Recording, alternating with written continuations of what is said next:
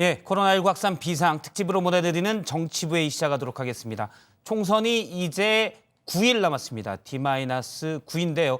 코로나19 사태 속에서 선거운동도 중반에 접어들었습니다. 이미 각 당 경쟁도 한층 치열해졌습니다. 현재 전직 총리끼리 맞붙었죠. 정치 1번지 종로 상황부터 좀 알아보도록 하겠습니다. 고석순 반장, 오늘 종로에서는 후보자들끼리 토론회가 있었죠. 네, 그렇습니다. 더불어민주당 이낙연 후보와 미래통합당 황교안 후보 간의 후보자 토론회가 종로구 선거방송 토론위원회 주최로 오늘 오전에 진행이 됐습니다. 토론회는 오늘 열렸지만 녹화 중계로 내일 저녁에 방송될 예정이라고 합니다. 두 사람은 토론에 앞서 간단하게 인사도 하고 잠깐이었지만 서로 대화도 나눴습니다. 이 토론회에서는 코로나19 사태에 따른 방역 대책과 경기 침체 관련 대응 방안 등에 대해서 이야기가 오갔습니다. 이낙연 후보가 세계에서 한국의 대처를 칭찬하고 있다라고 이야기하자 황교안 후보는 외국 평가는 헌신적인 의료진과 우리 시민들이 받아야 한다. 공은 국민에게 돌려야 한다라고 주장을 했습니다. 그러자 이낙연 후보는 다시 정부가 부실한 게 있었다면 당연히 반성하고 개선해야 한다라고 하면서도 국민 덕분에 잘한 게 있다면 그건 그대로 평가를 하고 자신감을 갖고 코로나19 위기를 극복해야 한다라고 강조했습니다. 네, 코로나19 경제대책과 관련해서도 최근 이슈가 된 기본소득과 긴급 재난지원금 관련 공방이 있었습니다. 이낙연 후보는 민주당과 정부의 경제대책을 소개한 뒤에 경제적 피해 확산에 충분히 대응할 수 있고 또 추가 조치가 필요하면 과감하고 신속하게 하겠다. 이렇게 말하면서 통합당을 향해서 돈을 어떻게 쓸 것인가를 두고 황교안 후보와 소속 정당은 오락가락하고 있다 이렇게 비판을 했습니다.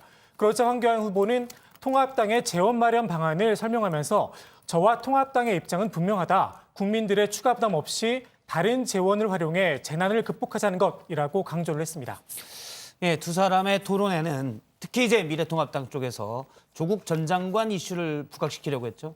네, 그렇습니다. 이 황교안 후보는요, 이번 총선은 경제를 살리느냐 아니면 조국 전 장관을 살리느냐 하는 평가가 이루어지는 선거다라고 주장을 했습니다. 그러면서 조 전 장관을 수사하는 검찰을 비난하고 조국을 옹호했다가 그 이후에 마음에 빚이 없다면서 조국을 소위 손절하는 모습을 보였다면서 이낙연 후보가 말바꾸기를 했다 이런 주장을 또 펼쳤습니다. 이에 대해서 이낙연 후보는 결론부터 말하면 저는 황교안 후보가 말바꾸기를 하더라도 황 후보를 신뢰하겠다라면서 이 조 전 장관 관련 검찰의 엄정 수사를 존중하지만 국민의 검찰개혁 요구도 합당한 근거가 있지 않았나 이것 또한 우리 사회의 크나큰 과제다 이렇게 말했습니다. 그 외에 나온 내용도 좀 정리를 해보도록 하죠. 네, 여러 내용들이 언급이 됐는데요. 이 통합당이 현 정부를 좌파 독재라고 부르는 것과 관련해서 공방이 벌어졌습니다. 자, 이낙연 후보는 해외 언론 등에서는 한국을 투명하고 개방적인 민주주의 국가라고 칭찬을 한다라면서 이 한국을 좌파 독재로 규정하는 곳은 대한민국의 황교안 후보 소속 정당뿐이다라고 주장했습니다. 자, 그러면서 2, 3년 전에 멀쩡한 나라였다면 헌정사상 초유의 대통령 탄핵이 왜 있었겠느냐라고 되물었고요. 자, 그러자 황교안 후보, 이 독재는 권력자가 마음대로 통치하는 것이다. 행정부는 말할 것이 없고 이 사법부도 현 정권에 장악된 것으로 보인다며 이것이야말로 외길로 가는 독재의 길 아니겠느냐라고 주장을 했고요. 토론은 앞서 말씀드린 대로 내일 저녁에 지역 방송을 통해 방송될 예정인데 토론을 마친 두 후보의 소감 잠깐 들어보시죠. 황 후보께서도 저도 최선을 다한 토론이었다고 생각합니다. 문재인 정권의 실정을 국민들께 알려드리고 또 우리의 대안을 이야기하는 그런 기회였다고 생각합니다. 예, 토론의 진행 방식을 두고 잠깐 중단도 됐었다고 하는데 구체적인 내용은 내일 저녁에 이제 밝혀질 것으로 보입니다. 방송이 될 예정이고요. 오늘 공개된 토론 내용 있죠. 서울 광진을에서 민주당의 고민정 후보와 미래통합당의 오세훈 후보 토론이 있었는데 어떤 얘기들이 있었습니까? 네, 일단 두 사람은요 초반부터 정말 팽팽하게 맞섰습니다. 모두 발언에서 고민정 후보는 촛불혁명으로 시작된 대한민국의 변화를 위한 선택을 해달라 이렇게 강조를 했고 오세훈 후보는 문재인 정권 심판을 위해 힘을 모아달라고 말했습니다. 두 후보는 선거법 위반 공방을 벌이기도 했습니다. 먼저 고민정 후보는 오세훈 후보의 그 아파트 경비원 명절 선물 제공 관련 이야기를 꺼냈습니다. 청소원 5분에게 명절 격려비로 총 120만 원을 제공을 하셨고 그에 따라서 선관위에서 제재를 받으셨죠. 선거를 하면서 많은 분들에게 베풀고 싶고 뭔가를 해드리고 싶고 마스크 한 장이라도 또 드리고 싶은 마음이 정말 굴뚝 같습니다. 하지만 그럴 수 없는 게 법입니다. 그것을 지키라고 있는 게 선거법 아니겠습니까? 그 점에 대해서는 사회 상규에 어긋나지 않는다는 대법원 판례도 있고 그리고 아무런 문제가 되지 않기 때문에 혐의가 없다 혹은 건이 안 된다라고 하는 검찰청의 선례도 있습니다. 너무 걱정해 주시지 않으셔도 되고요. 그리고 오세훈 후보는 고민정 후보의 학력 허위 기재 논란을 언급했습니다. 들어가시면 고민정 후보의 대학 시절 학력이 경희대학교 서울 캠퍼스로 떠 있는 걸 확인하실 수 있을 겁니다. 아마 이게 녹화 방송이기 때문에 한 이틀 지나서 방송이 될 예정이기 때문에 지금은 확인하실 수가 없겠지만 제가 나오기 전에 이렇게 방금 전에 캡처를 해갖고 나왔습니다. 네, 고민정 후보는 이에 대해서 따로 반박하진 않았습니다. 사실 해당 사안과 관련해서는 지난달 미래통합당 당원 모임 김영국 대표가 고민정 후보가 페이스북에 경희대 서울 캠퍼스 졸업으로 허위 기자했다고 기자회견을 한 바가 있습니다. 당시 고민정 후보 측은 페이스북 가입 당시에 경희대 국제 캠퍼스에 대한 분류가 없어서 부득이 경희대 서울로 분류를 택한 것이라면서 국제 캠퍼스를 졸업했다고 수차례 이야기를 해왔고 선관위의 고의로 허위 신고한 것도 아니다 이렇게 밝혔습니다.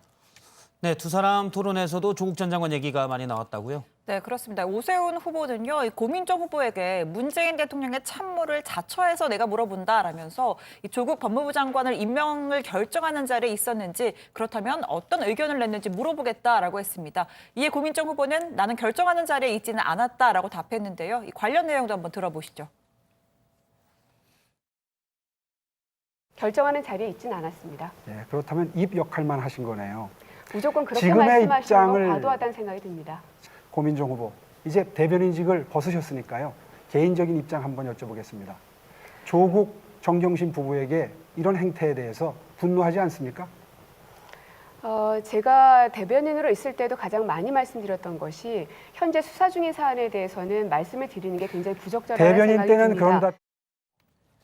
네, 그리고 오세훈 후보는요, 이 초선 의원이 처음에 국회에 와서 좌절을 하게 되는 게 당의 방침에 어쩔 수 없이 따르는 거수기 역할을 해야 할 때인데, 고민정 후보는 문재인 대통령을 존경한다고 했고 그 덕분에 공천을 받았으니 거수기 역할을 하지 않겠느냐라는 질문을 던졌는데요.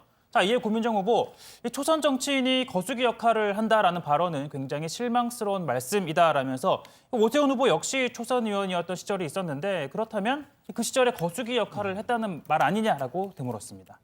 다음 이야기 보도록 하죠. 긴급 재난지원금 정부가 소득 기준 하위 70% 가구에 지급하겠다고 했는데 총선을 9일 남기고 여야가 모두 이 돈을 올렸습니다. 민주당은 하위 70%가 아닌 전 가구에 주겠다고 했고 미래통합당도 1인당 50만 원씩 전 국민에게 주자 이렇게 얘기했습니다. 일단 민주당이 입장을 좀 바꿨네요. 네, 이해찬 대표가 오늘 이 민주당 부산시당에서 열린 선대위에서 한 얘기인데요. 이해찬 대표는 지역이나 이 소득과 관계없이 모든 국민을 국가가 보호하고 있다는 것을 제대로 보여주는 게 중요하다라고 하면서 긴급 재난지원금 지급을 전 국민으로 확대하는 방안을 추진하겠다고 밝혔습니다. 자, 그러면서 총선이 끝나는 대로 당에서 이 문제를 면밀히 검토해서 국민 전원이 국가로부터 보호받고 있다는 자기 확신을 가질 수 있도록 대책을 마련하겠다라고 강조했습니다. 이인영 원내대표를 비롯한 민주당 내 다른 의원들도 잇따라 환영 입장을 밝혔습니다. 통합당에서도 원래 정부안이 나왔을 때는 퍼주기 아니냐, 총선용 아니냐고 했다가 지금은 더 많이 주자 이렇게 좀 바뀌었지요.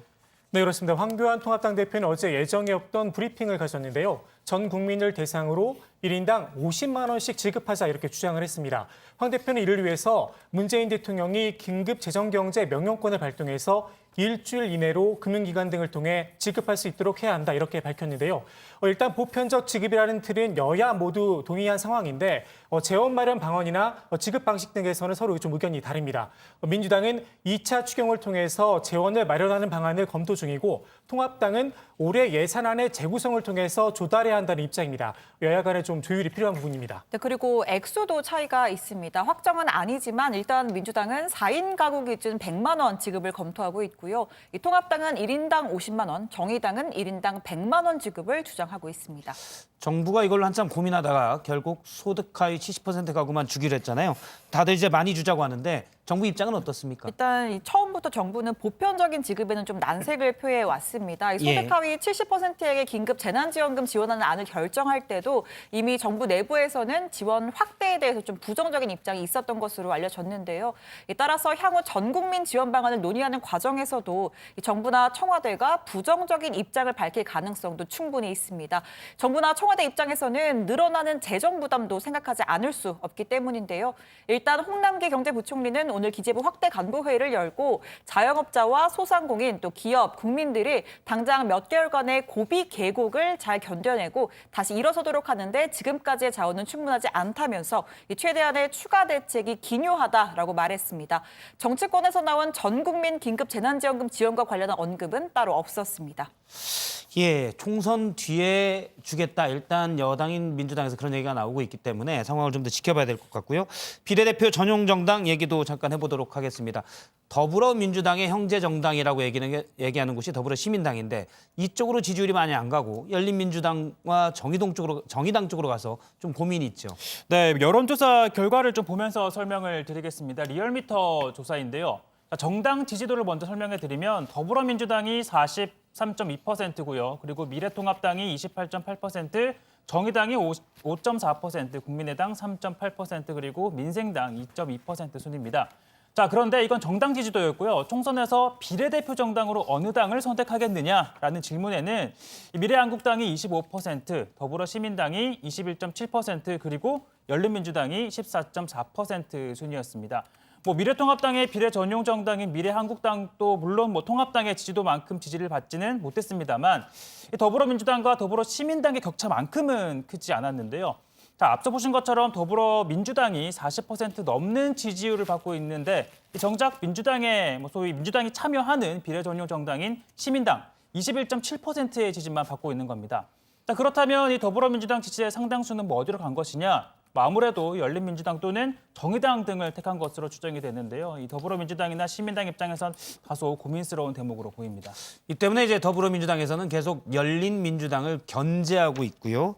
반면에 이제 열린민주당에서는 나중에 총선이 끝난 뒤에 우린 합칠 거다 이 주장을 계속하고 있죠. 네, 그렇습니다. 일단 이해찬 민주당 대표는 오늘 선대위 회의에서 재차 열린민주당 견제성 발언을 내놨습니다. 이해찬 대표는 우리와 유사한 명칭을 쓰는 당이 나와 여러 혼선을 일으키고 있는데 분명히 우리 당과 다르다라고 하면서 연동형 비례대표제는 소수 정파를 육성하고자 도입한 것이지 명망가나 사회적 신분이 높고 재산이 많은 분들의 마당을 만들자고 한 것이 아니다 이렇게 강조를 했습니다. 자, 그런데 더불어민주당 입장과 달리 열린민주당에서는 더불어민주당이나 더불어시민당과의 연합 또는 합당 가능성이 계속 거론되고 있는 상황인데요. 정봉주 열린민주당 선대위원장은 합당 문제에 있어 열린민주당은 당원들의 뜻을 묻게 될 것이다라고 하면서 그렇게 하면 간단하게 해결된다라고 말했습니다. 그러면서 상대와 적을 혼동하면 필패한다 이렇게 덧붙였습니다. 아무튼 계속 민주당 이름 또 더불어라는 이름을 같이 쓰는 당끼리 견제가 심한데 비례대표 후보를 낸 정당의 선대위원장들을 계속 인터뷰하고 있는데요. 오늘은 더불어시민당의 이종걸 공동선대위원장을 만나겠습니다. 나와 계시죠? 네, 안녕하셨습니까? 이종걸입니다. 예, 안녕하십니까. 오늘 부산에서 민주당과 합동선대위 회의를 했었는데 지금은 좀 다른 곳에 계신 것 같습니다.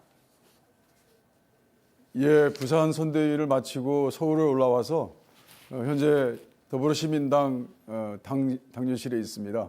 예, 그렇군요. 하나 좀 먼저 여쭤보겠습니다. 오늘 아침 부산 회의에서 민주당의 이해찬 대표가 긴급재난지원금을 소득 하위 70%가 아닌 모든 국민에게 다 주자고 했습니다. 더불어시민당의 입장은 어떻습니까? 예, 저도 그 자리에서 들었습니다.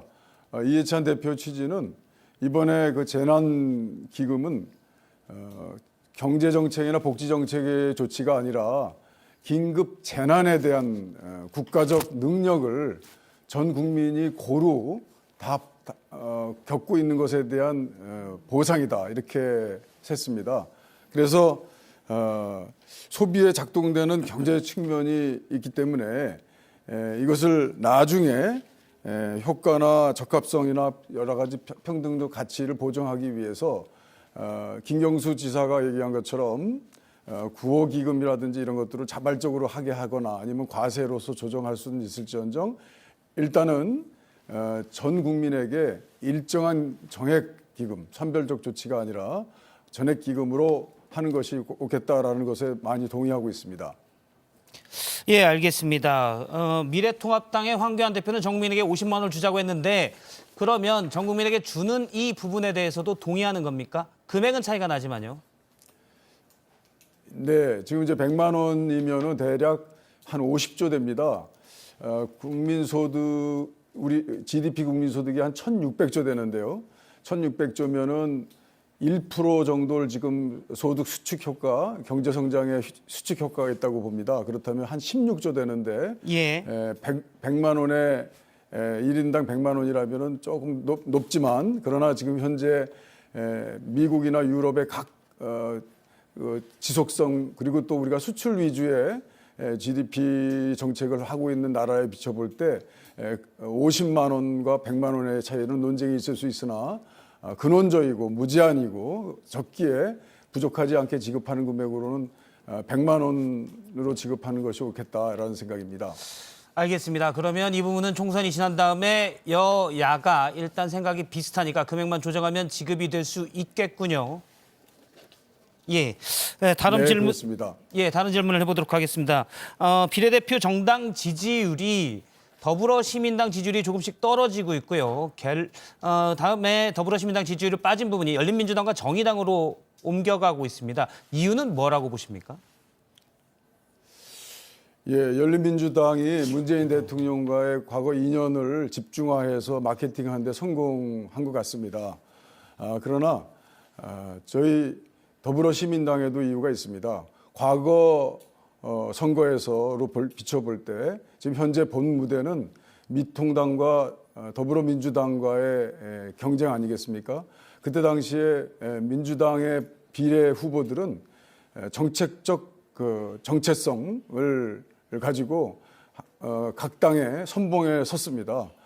그런데 아직 우리 더불어시민당은 더불어민주당과 이런 정책적 공조라든지 이런 것들에 대해서 아직은 좀 완성도 있게 이루어지지 못하고 있다고 생각합니다. 이런 것들을 좀 더 살핌으로써 더 보정함으로써 그 지지도를 충분히 보정할 수 있다라고 생각하고 있고요. 그리고 또 여러 소수 세력, 정치 세력들이 들어오면서 참여정당과 간에 여러 공약들을 서로 조정하는 과정에서 완성도가 좀 떨어졌던 점이 있어서 그래서 10대 공약을 제기하는 데 있어서도 좀 국민들에게 좀 미숙하다라는 평가를 받았는데 그런 점들이 민주당 지지자들에게 약간의 비판적 의견을 드리게 된 것 같습니다. 열린민주당에도 과거 민주당 인사가 많이 있죠. 지금 이종걸 위원장님께 여쭤보면 유권자들 입장에서 열린민주당이 아닌 더불어시민당에 투표해야 될 이유 뭐라고 꼽으십니까? 예, 물론 열린민주당의 뿌리를 같이 하는 민주당과 뿌리를 같이 하는 인사들이 많이 있습니다. 과거에 그렇습니다. 그러나 분명히 현재의 정치적 지향과 방향이 중요합니다. 현재는 열린민주당은 더불어민주당과 더불어시민당에 정치적으로 반대되는 입장에 서 있는 것이 분명합니다. 그리고 이분들 후보들이 이제 많이 움직이고 계십니다만 이분들은 후보 선출 과정에 있어서도 상당히 정당성이 약합니다. 대부분이 민주당 공천 과정에서 배제되거나 또는 배제될 가능성이 있는 분이거나 아니면 신청조차 못한 분들입니다. 그러니까 열린민주당의 후보들의 절차적 정당성은 많이 떨어진다고 볼 수 있습니다. 그리고 더불어민주당이 완전한 승리를 하기 위해서는 더불어시민당이 비례 의석에서 승리해야만 완전한 승리를 할 수 있습니다. 그것은 열린민주당과 더불어시민당이 일종의 제로섬 게임 같은 것들을 하고 있기 때문에 열린민주당의 득세는 바로 더불어시민당의 어려움으로 닥쳐가기 때문에 민주당의 승리로 만들어가는데 반비례되는 효과가 있다고 생각합니다. 그리고 마지막으로는 연동형 비례제는 4+1의 민주당 주도로 만든 선거법 개혁입니다. 열린민주당과 관계없으나 더불어시민당이 승리해야만 이번 선거법 개혁에 승리한 그 증표로서 앞으로 계속되는 선거 개혁을 해 나갈 수 있다는 것을 국민들한테 보여줄 수 있습니다. 지금 뭐 말씀하셨으니까 이종걸 위원장님이 말씀하셨으니까 여쭤보면요. 원래 선거법 개혁에서 네. 더불어시민당과 형제정당이라고 되는 더불어민주당에서는 미래통합당의 위성정당에 반대했잖아요. 하지만 결국 만들어진 거는 더불어시민당 똑같은 위성정당이거든요. 이 부분에 대해서는 어떻게 설명할 수 있습니까? 네. 예, 미통당에서는 스스로 위성정당이라고 하고 있으나 사실 실체를 보면 그것은 미통당의 하부 조직 정도에 불과한 전혀 독립성이 없는 정당이라고 볼 수 있습니다. 그야말로 위성정당보다도 못한 것이죠.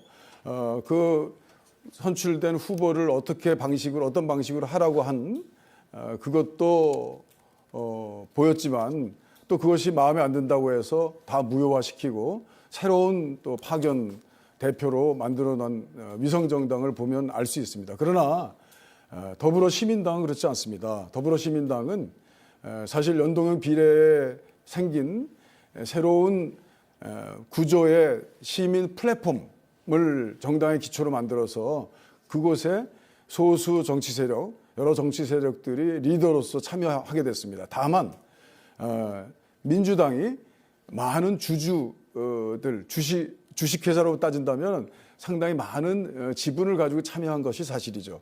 과거에 민주당이 민주노동당 등 기타 이런 신생 정당을 도와주면서 정상화시킨 것, 크게 만든 것 하도 같다고 생각합니다. 그렇기 때문에 이종걸 위원장님, 더불어시민당은 플랫폼 정당이라고 하지만 사실은 처음 비례대표 연합을 요청했던 정치개혁연합 등 이쪽 부분과 결별했기 때문에 지금 있는 곳이 사실상 무늬만 플랫폼이다라는 비판들이 계속 진보 세력 안에서도 있어 왔습니다. 하나 더 여쭤보면은 더불어시민당의 비례대표에 위성정당을 반대했던 인사들도 들어가 있고요. 또 일부 인사는 원자력 발전에 반대하는 사람도 있고 찬성하는 사람도 있고 그래서 정체성이 뭔지 애매하다라는 지적도 있습니다. 여기에 대해서는 어떻게 보십니까?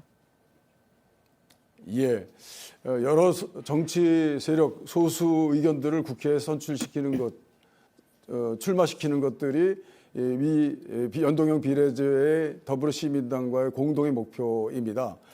그러나 그 과정에서 녹색당이라든지 지금 말씀하신 정계련이라든지 기타의 소수 세력들이 민주당과의 정강이라든지 정책에 있어서 상당히 거리가 생겨서 헤어지게 된 것도 사실입니다. 참 눈물을 머금고 헤어졌습니다만 그러나 참여한 여러 정당 중에서 시대전환이라든지 기본소득당이라든지 이 기타 소수 정치 세력들이 아주 아름답게 참여를 해서 그 소수 세력들이 앞으로 의회에 진출할 수 있게끔 하는 민주당의 배려는 이번 연동형 비례제에서 더불어시민당을 성공시킬 수 있는 하나의 기반이 됐습니다. 말하자면 기본 민주당에서 선출한 20분을 11번부터 배치하고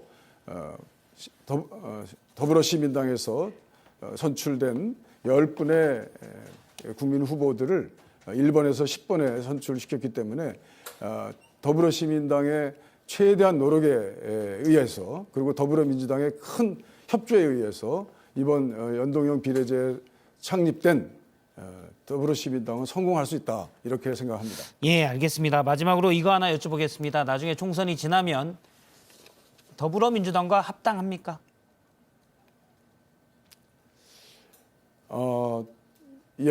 저희는 합당의 방법이든지 아니면 기타 방법들을 다 열어놓고 있습니다. 그래서 우선 민주당에서 오신 11번부터 30번까지의 후보들은 아마 민주당으로 돌아가는 여러 가지 조치가 이루어질 것입니다. 그러나 1위에서 10번 후보까지의 거취 문제들은 아마도 그때 정치 사정에 따라서 민주당으로 합류할지 아니면 새로운 정당으로서 민주당과 함께하는 연대하는 정당으로 계속될지에 대해서도 한번 여러 가지 방법들을 다 고민하고 열어놓고 있습니다. 예, 알겠습니다. 여기까지 듣도록 하겠습니다. 더불어시민당의 이종걸 상임 선대위원장이었습니다. 오늘 말씀 고맙습니다. 예, 감사합니다. 예, 계속해서 정치권 얘기해 보도록 하겠습니다. 지난주 금요일에 수도권 판세를 알아봤는데요. 오늘은 이번 총선 격전지로 꼽히고 있는 곳이죠. 부산, 울산, 경남, 이른바 PK 지역 판세에 대해서 좀 알아보도록 하겠습니다. 조익신 반장이 정리했습니다. 네, 오늘 살펴볼 지역별 총선 판세 모두 40석이 걸린 PK 지역입니다. 지난 20대 총선에선 더불어민주당이 8석, 미래통합당이 27석, 그리고 정의당이 1석을 얻었습니다. 그럼 이번 총선 판세는 어떻게 될까요? 현재 민주당은 7곳에서, 미래통합당은 30곳에서 우세를 점치고 있습니다. 정당 지지율은 민주당이 31.4%, 미래통합당이 33%로 오차 범위 안에서 접전 중입니다. 이번 총선에서도 이른바 낙동강 벨트가 뜨겁습니다. 먼저 살펴볼 곳은 전직 장관과 시장이 맞붙은 부산 진구갑입니다. 민주당 김영춘 후보가 43.7%, 통합당 서병수 후보가 35.4%의 지지를 받았습니다. 김영춘 후보는 야당 심판론을, 서병수 후보는 정권 심판론을 꺼내 들었습니다. 무조건적인 반대를 삼고 막말로 일관하는 정치, 꼭 임진왜란 이전에 우리 조선 왕조의 당쟁을 연상케 합니다. 이런 상태의 정치로는 절대 이 코로나 위기 극복할 수 없습니다. 또한 이번 선거는 부산의 과거로 돌아가느냐 아니면 미래의 견인차를 선출하느냐 그 선택의 선거라고 생각합니다. 우리 시민들께서 현명한 선택 586 운동권 세력들 어떻게 권력을 잡아서 자기들끼리 향유하고 있고 또 아이들이 스펙을 조작을 해서 의과대학에 보내고 자기들이 가진 권한을 이용을 해서 정권 투자와 부동산 투자해서 배를 불리고 있는 거죠. 우리 국민들 조국 사태를 통해서 똑똑히 보았습니다. 군수 후보들도 두 사람의 싸움에 뛰어들었습니다. 민주당 출신인 민생당 정혜정 후보와 통합당을 탈당해 무소속으로 출마한 정군 후보는 각각 옛 동지들을 저격했습니다. 예, 진구 주민 여러분, 저한테 표 주지 마세요. 대신에 저한테 올 표를 오늘 꼭 누구 한 사람은 드리면 안 되겠다는 게 여러분 오늘 토론을 보시면 아실 겁니다. 우리 싸가지 없는 후배 얼굴 한번 보려고 제가 나왔거든요. 서병수 후보가 갑자기 날라온 전략공천이라는 명명하에 낙하산 공천 오신 분입니다. 김영옥 공천관리위원장의 사천이라고 말씀을 많이 하시죠. 이번에 이 공천은 미래통합당의 막장 공천의 전형이 부산 진갑에서 일어났습니다. 다음으로 살펴볼 지역은 원조 친노로 불리는 민주당 박재호 후보와 4년 만에 민주당의 입에서 보수 여전사로 거듭난 통합당 이현주 후보가 맞붙은 부산 남구을입니다. 민주당 박재호 후보가 51.2%, 통합당 이현주 후보가 37.2%입니다. 지지율 차이는 14%포인트로 오차 범위 바뀝니다. 최근 허위 불륜설 유포 논란이 불거지면서 공방이 벌어지고 있습니다. 여성 후보를 상대로 이런 어떤 음해를 하고 허위 사실을 유포하는 건 정말 문제가 있다고 생각하는데 저는 박 후보께서 그 부분에 대해서 전혀 관여된 게 없으시다면 그러나 그 최측근이기 때문에 저는 그래도 후보께서 사과를 해주시기를 바랍니다. 이 문제를 고발을 했다면 제가 그걸 지켜보고 누가 했는지 알아야 될 거 아닙니까? 아직까지 통보가 오지 않았어요. 그래서 누가 했는지 알아보고 물론 응당이 그분에 대해서는 책임을 지겠죠. 그렇지만 그 문제를 저까지 제가 한 것처럼 이야기를 하면서 마지막으로 살펴볼 지역은 정의당 노회찬 전 의원의 지역구였던 경남 창원 성산입니다. 민주당 이용석 후보가 18.1%, 통합당 강기훈 후보가 43.9%, 정의당 여영국 후보가 22.9%입니다. 진보 진영표가 민주당과 정의당으로 갈리면서 강기훈 후보가 여유 있게 앞서가는 모양새입니다. 때문에 진보 진영에서 단일화를 추진했지만 총선 투표용지가 인쇄되는 오늘까지도 합의에 이르지 못했습니다. 정의당 심상정 대표는 민주당에서 안 하겠다고 하니까 안 되는 것이라면서 단일화 실패의 책임을 민주당으로 돌렸습니다. 민주당 이용석 후보는 사전투표 전까지 단일화 논의를 이어가겠다고 밝혔지만 합의가 쉽지는 않아 보입니다. 제가 준비한 소식은 여기까지입니다. 자세한 내용은 들어가서 정리하도록 하겠습니다.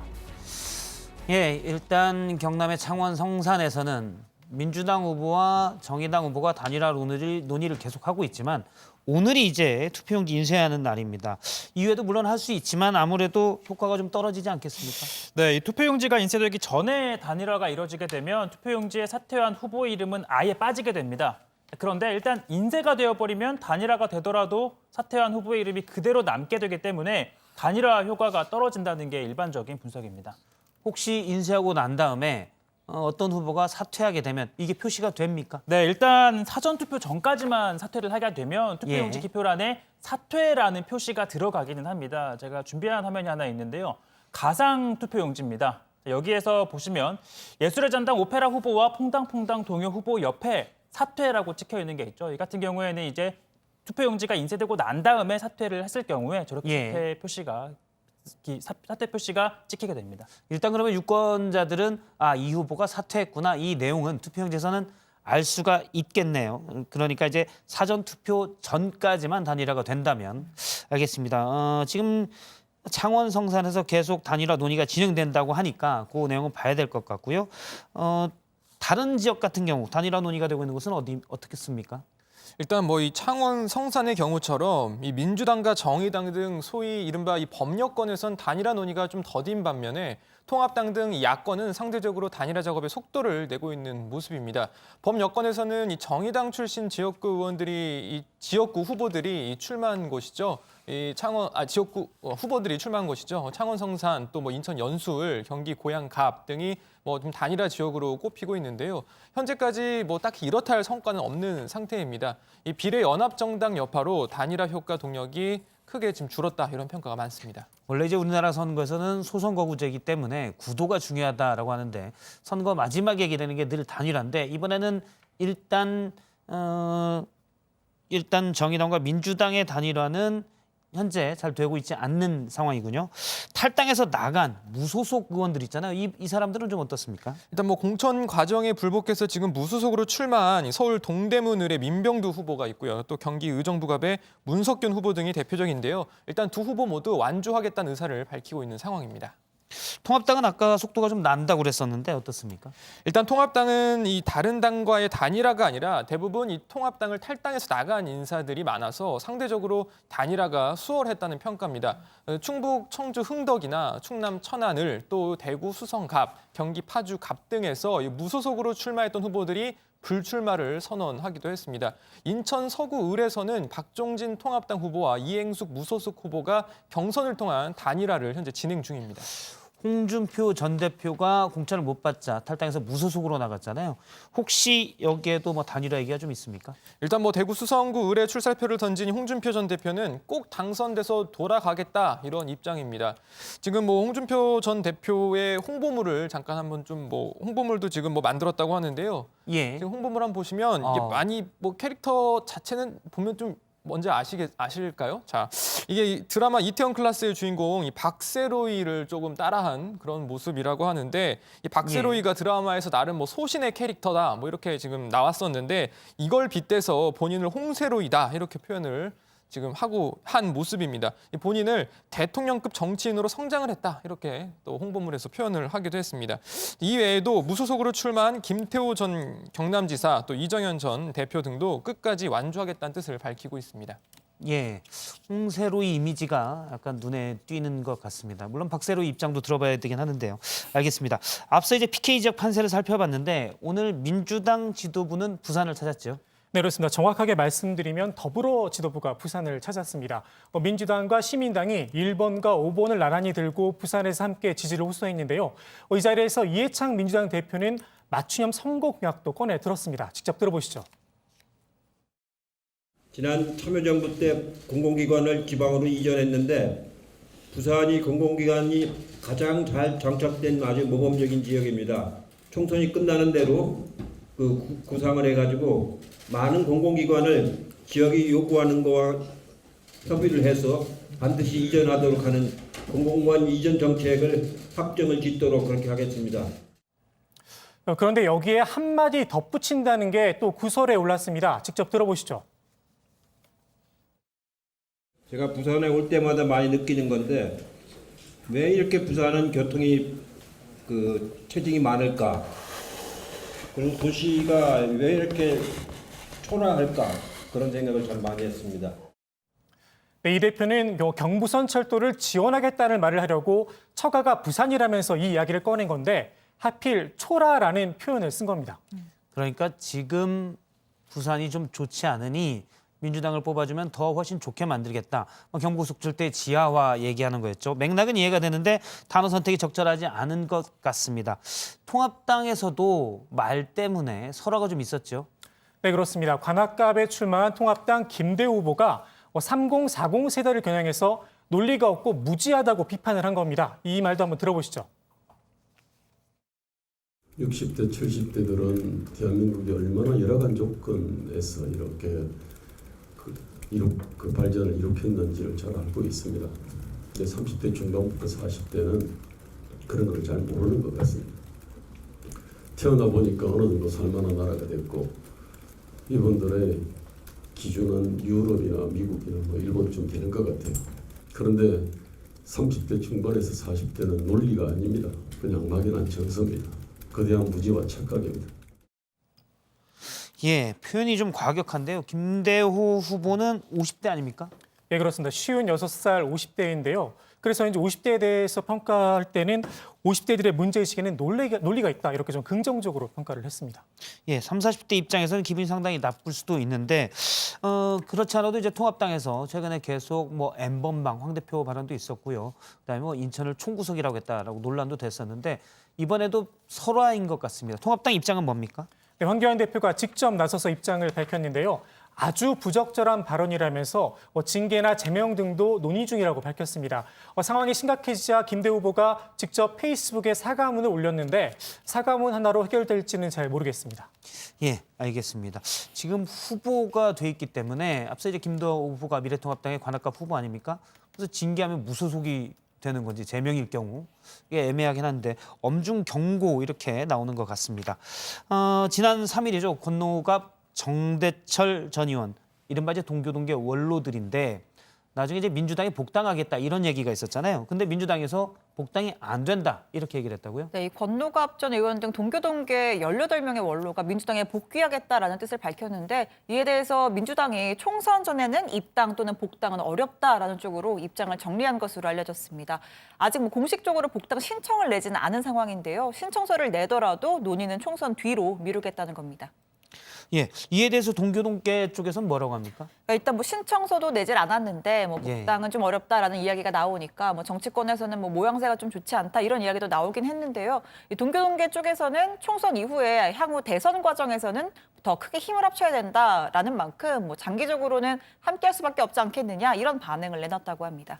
민주당이 먼저 선을 그은 거 신청서도 안 냈는데 사실 그건 맞는 말이네요. 안 냈는데 오지 마 이렇게 얘기했는데 그 배경은 뭐가 있을까요? 일단 호남 선거에 영향을 미칠까 봐 그런 거 아니냐 이런 해석이 있는데요. 앞서 민주당은 민주당 입당 또는 복당을 내걸고 이 선거운동을 벌이고 있는 무소속 후보들에게 경고의 메시지를 보낸 바가 있습니다. 구체적으로는 군산과 남원 임실순창, 여수 이렇게 콕 집었는데요. 각각 김관영, 이용호, 이용주 후보의 지역구입니다. 지난 총선에서 국민의당으로 출마해서 당선됐던 의원들인데요. 이 국민의당과 함께했던 동교동계 인사들의 복당을 허용하면 이들 후보들에게 또 명분을 줄 수가 있고 유권자들에게 잘못된 메시지를 줄 수 있다는 우려가 작용한 것으로 풀이됩니다. 그럴 수도 있겠네요. 다시 합쳐진다고 하면 호남에서는 그러면 민생당 후보에게 투표도 되지 않을까? 이런 메시지가 될까 봐 미리 선을 그은 것으로 보입니다. 각 가정에 이제 총선 공보물이 배달이 됐는데 코로나19 관련된 문구가 가장 많았다고요? 네, 저희 집에도 오늘 아침 우편함에 공보물이 꽂혀져 있던데요. 출근하는 길에 좀 봤더니 가장 눈에 띄는 단어 역시 코로나19였습니다. 시민당과 민생당, 민중당이 코로나 사태를 극복하자라는 메시지를 공보물에 담았고요. 정의당은 코로나라는 단어 대신 재난이라는 표현을 썼고 국민의당은 안철수 대표가 이 땀에 젖은 수술복을 입은 사진을 공보물에 넣었습니다. 예, 그 사진이 인상적이었다는 평가가 많이 있었는데 공보물에 아예 딱 가장 먼저 넣었군요. 정의당이 그런데 이 공보물에 총선 기호를 넣지 않았다고요? 네, 정의당은 이번 총선에서 기호가 6번인데요. 예. 이 공보물에는 이 6번이라는 기호가 빠져 있었습니다. 이 정의당 측은요, 민주당과 통합당의 위성 정당들이 이 기호가 결정되는 막판까지 의원 꺼주기를 하는 바람에 공보물 인쇄를 마감할 시점까지 이 기호를 알 수 없었다라고 하는데요. 그래서 기호 6번을 넣지 못했다라는 설명입니다. 사실 기호 되기까지 더불어시민당도 그렇고 미래한국당도 그렇고 서로 형제당에서 의원을 주고받으면서 번호가 좀 애매했잖아요. 정의당이 의문의 일패를 당한 듯한 분위기입니다. 예, 오늘 이제 문재인 대통령이 금융권 수장들과 긴급 간담회를 가졌습니다. 그래서 금융권에게 이 코로나19 때문에 경제가 다 어렵고 일부 기업들이 어려울 수도 있는데 적극적으로 좀 지원을 해라 이런 얘기를 했죠. 좀 더 살펴보죠. 네, 그렇습니다. 문재인 대통령은 이날 당초 예정됐던 청와대 수석보좌관 회의까지 취소를 하고 5대 금융지주회장과 국책은행장들을 만났습니다. 지난 1차와 2차 비상경제회의에서 100조 원 규모의 비상금융조치가 이뤄진 것을 언급하면서 금융권이 적극적으로 협력해 준 것에 대해서 높이 평가했습니다. 그러면서 지금이야말로 금융의 역할이 가장 중요한 시기라면서 의료진의 헌신이 환자를 구하듯이 적극적인 금융이 기업과 소상공인 자영업자를 살릴 수 있다 이렇게 강조를 했습니다. 직접 들어보시죠. 대책을 잘 마련했지만 시행이 적시적소에 이루어지는 것이 더욱 중요합니다. 코로나19로 가장 먼저 직격탄을 맞은 소상공인과 자영업을 하는 분들께서 대출을 받는데 여전히 어려움이 많은 실정입니다. 거센 비바람을 맞고 있는 기업들에게 든든한 우산이 되어 주었으면 합니다. 그러면서 면책권까지 부여를 했는데요. 자금을 공급하는 과정에서 고의만 없다면 정부가 책임을 묻지 않겠다 이렇게 말을 했습니다. 이어서 들어보시죠. 일선에서 자금 지원 업무를 하는데 어려움이 많을 것입니다. 특히 적극적으로 자금을 공급하는 과정에서 의도하지 않은 과실이 일어날 수 있습니다. 이에 대해서는 특별히 다른 고의가 없었다면 기관이나 개인에게 정부나 금융당국이 책임을 묻는 일은 없을 것입니다. 이 점을 분명히 약속드립니다. 예, 책임을 묻지 않겠다. 그러니까 금융권에서 자신감을 가지고 좀 어려운 기업들이 사실 대출 만기를 연장을 해야 되는데 전 세계적으로 경제가 어렵다 보니 은행들이 아무래도 떼일까 봐 주저하는 경우가 있잖아요. 거기에 대해서 언급을 한 것으로 보입니다. 또 대출이 좀 빨리 돼야 되기 때문에 이런 부분을 강조한 것으로 보입니다. 네, 일단 오늘 이 간담회 자체도 문재인 대통령이 직접 제안을 해서 추진을 했다고 합니다. 이 청와대 측은요, 대통령이 특히 병목 현상 해결을 주의 깊게 보고 있다라고 밝혔는데요. 최근 소상공인들이 긴급 대출을 위해 새벽부터 은행 앞에 줄을 서고 또 접수 대란까지 발생했다라는 보도가 나왔는데 그러니까 이런 불편을 좀 해소하라라는 지시로 해석이 됩니다. 네, 특히 이번 주부터 기업들의 1분기 성적표가 나오게 되는데요. 사실 뭐 지금 전 세계적으로 코로나19 여파가 커서 뭐 우리나라뿐만 아니라 뭐 전 지구적으로 지금 뭐 경제 성적표가 좋지 않을 게 분명한 상황이죠. 자, 돈이 제대로 돌지 않아서 기업의 위기가 커지고 또 이것이 고용 악화와 이 가계 소득 감소 등의 도미노 현상으로 이어지면 경제 위기도 가속할 수 있다. 이런 분석이 지금 잇따라 나오고 있는데요. 자, 이런 상황에서 자금줄을 관리하는 은행들이 나서야 기업도 살고 일자리도 줄어들지 않는다라는 점을 강조하는 자리였습니다.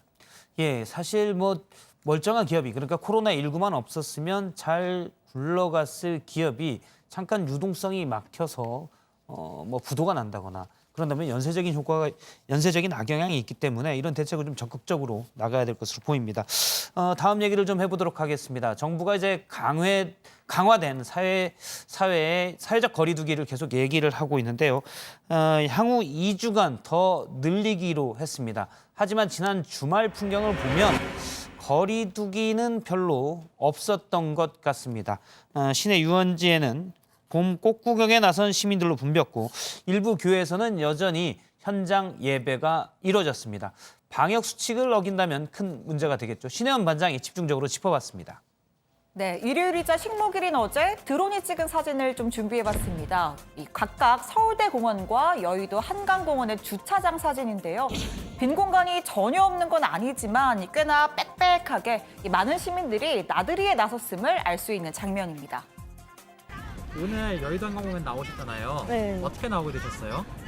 친구들이랑 놀러 왔어요. 그동안 코로나 때문에 사회적 거리두기를 위해서 좀 이제 뭐 야외 활동 같은 걸 자제하는 분위기였잖아요. 딱히 마스크를 쓰고 하면은 괜찮다는 생각이 그냥 들어서 그냥 딱히 생각을 안 하고 나온 것 같아요. 네, 이 정부가 강화된 사회적 거리두기 기간을 2주 더 연장했지만 지난 주말 봄 기온을 즐기기 위한 인파로 시내 유원지는 북새통을 이뤘습니다. 특히 만개한 벚꽃 구경에 나선 시민들이 참 많았는데요. 마스크 등의 방역 수칙을 지킨다면 무작정 집콕하세요라고 강제하기도 좀 어려운 게 사실입니다. 그래도 하나 말씀드리고 싶은 것, 코로나19는 아직 끝나지 않았습니다. 언제 어디서든 옮을 수 있다는 생각으로 경각심을 유지할 필요가 있어 보입니다. 상상하고 싶지도 않습니다만은 만약 수도권에서 감염이 대규모로 퍼지게 된다면 지금 서구 여러 나라가 겪고 있는 위기가 우리에게도 다시 닥쳐올 수 있습니다. 자, 이번에는 이 주일을 맞은 교회 풍경입니다. 현장 예배를 강행한 교회, 서울시 기준으로 지난주 1,817곳에서 1,914곳으로 늘었습니다. 다가오는 부활절 때문인가 싶은데 그나마 다행인 건 그래도 상당수의 교회가 방역 지침을 잘 지키고 있다는 겁니다. 총 416개소를 현장 점검할 결과 지난주에는 56개소, 어제는 18개소로 점점 방역 수칙을 교회에서 많이 준수하고 있는 것으로 나타나고 있습니다. 자, 그런데요, 이 앞서 방역 수칙을 어겨서 집회 금지 명령이 내려진 이 전광훈 목사의 사랑제일교회는 어제도 이렇게 현장 예배를 진행했습니다. 서울시와 경찰 인력까지 투입됐지만 신도들이 몰려서 외부 도로까지 차지했고요.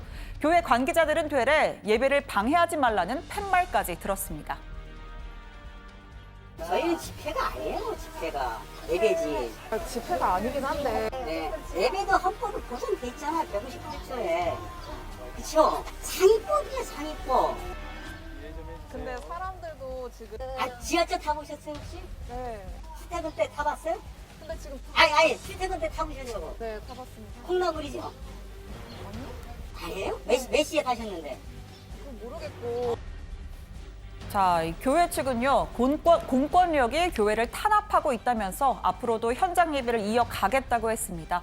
서울시는 어제 이 체증 자료를 분석한 뒤에 조만간 추가 고발을 할 방침입니다. 원심하게 다 물러가게 하시고 공권력으로 회방하는 종교의 탄압이 멈춰지게 하시고 우한 폐렴도 사라지게 하여 주시옵소서. 설교하는 목사나 기도자분인 마스크를 안 낀 것이 지금 실황 중계로 확인이 되고 있고요. 오늘은 일부 또 어린이도 이렇게 참석을 했는데 마스크 안 낀 어린이도 좀 보였고 그런 문제는 있었습니다. 네, 마지막으로는 클럽입니다. 학교도 못 가고 친구들도 좀 못 만나고 그래서인지 지난 주말에 이 강남 건화가 클럽에 긴 줄이 늘어섰는데요. 아무리 조심한다고 해도 마스크 쓰고 춤추지 않을 거란 거 남들 말고 본인이 누구보다 더 잘 알고 있을 겁니다. 조금만 더 참으면 더 안전하고 더 신나게 놀 수 있지 않을까요? 자, 발제는 여기서 마치고 들어가서 국내 코로나19 관련 상황 더 이야기해보겠습니다. 예, 국내 코로나 상황을 좀 짚어보도록 하겠습니다. 일단 오늘 구석순반장 신규 확진자 수가 50명 이하로 지금 줄었죠? 그렇습니다. 일단 국내 코로나19 추가 확진자 어제 47명 늘어서요. 국내 누적 확진 환자 수는 모두 1,284명으로 집계가 되고 있습니다. 47명이라는 숫자를 한번 좀 주목해서 보셔야 될 것 같은데 중대본은 그제 브리핑에서 우리 의료 체계의 역량을 고려할 때 하루 평균 10명 이하로 확진 환자가 나오면 큰 부담 없이 중증 환자를 아우른 안정적인 치료가 가능하다 이렇게 말한 바가 있습니다. 다만 오늘 이 47명 숫자가 나온 건 이 주말 전체 검사 수가 줄어든 영향도 있습니다. 직접 들어보시죠. 주말 때문에 진단검사가 평소 1만 건 이상 시행됐던 것에서 6천 건으로 줄어든 영향이 클 것으로 보기 때문에 이 수치만으로 증감의 추세가 있다라고 판단하기는 어렵습니다. 지난 3주 동안에도 월요일마다 가장 낮은 확진자 수를 기록했었고 금주의 변화 상황을 지켜봐야 할 것으로 보입니다. 네, 이 확진 환자 중 사망자는 안타깝게도 3명이 또 늘어서 모두 186명입니다. 치명률은 1.81%로 나타나고 있습니다. 완치 판정을 받고 격리가 해제된 사람도 135명이 늘어서 모두 6,598명으로 집계되고 있습니다. 네, 지역별로도 좀 보겠습니다. 신규 확진자는 대구에서 13명이 나왔고 서울에서 11명, 그리고 경기에서 8명이 확인됐습니다. 이 밖에 대전과 경북, 경남에서 각각 2명이 나왔고 인천과 충남에서 1명씩 추가됐습니다. 다른 지역에서는 보시는 것처럼 신규 확진자가 없었습니다. 지도에 이제 빈 곳들이 좀 보이기 시작하는데요. 그러네요. 예. 문제는 해외 유입 사례입니다. 공항 검역 과정에서 7명이 늘어서 총 확인된 신규 해외 유입 사례가 16건입니다. 현재 누적 해외 유입 사례는 769건이고요. 이 가운데 92%가 내국인으로 조사됐습니다. 예, 국내 코로나19 현황과 전망에 대해서 오늘 도움 말을 주기 위해서 백순영 가톨릭의대 미생물학과 교수님이 나왔습니다. 안녕하세요. 네, 안녕하세요. 네, 백 교수님은 전 대한바이러스 학회장을 지낸 바 있습니다. 일단 47명, 사실 50명 미만으로 줄어서 정말 간만에 줄어서요.